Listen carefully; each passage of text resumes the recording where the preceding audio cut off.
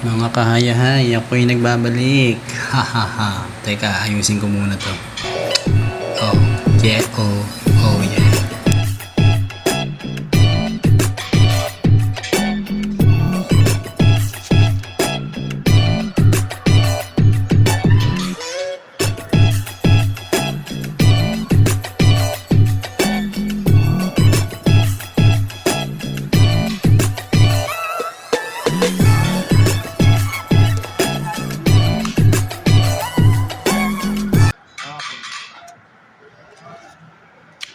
May gagawin ako ngayon.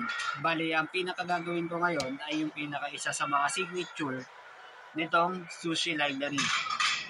Okay? So, ito ang gagawin ko.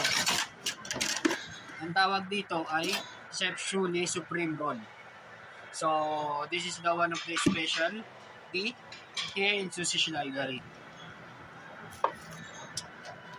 First, you need to get the nori and then put the rice at least 90 to 100 grams.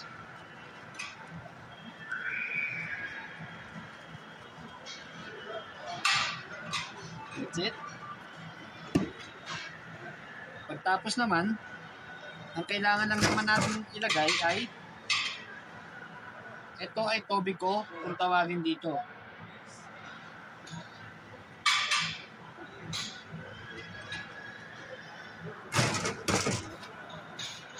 Then, tempuraku.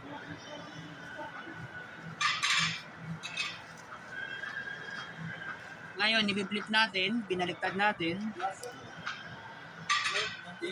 Merong ano dito, merong kasing ano eh.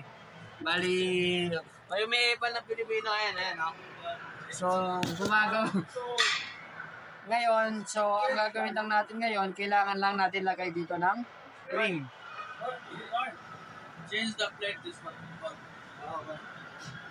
Then you take this one and bring one chopping board.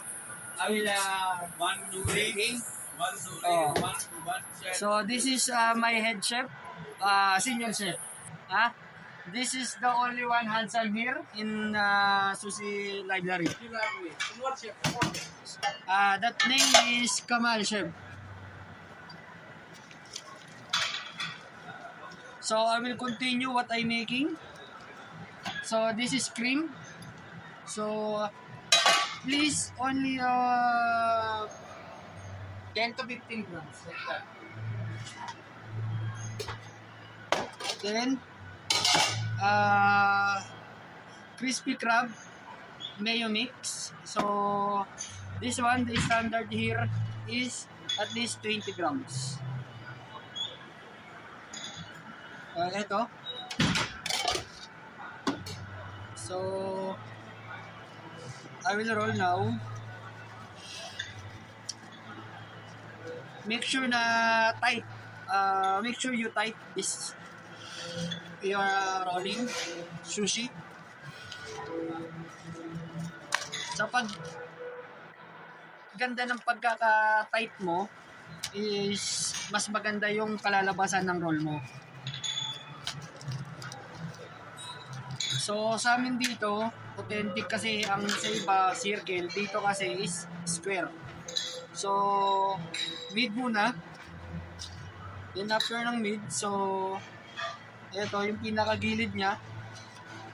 Linisin natin. So ito na. So, diga mas malinis tignan. So ito same sa gitna. Then this is 8 pieces ha. 8 pieces ang ano natin. Wala tayong 4 pieces, 8 pieces. So ayan. So this is not finished product but hindi ko pwedeng ipakita yung pinaka-produkto nito kasi nga syempre kung gusto nyo na lang matikman o kung gusto nyo punta na lang kayo dito sa store namin. Andito kami sa Nakil Mall, Sushi Library. Okay, second floor. So pinaka ano kasi nito, marami pang procedure to. So basic lang ang pinakita ko sa inyo.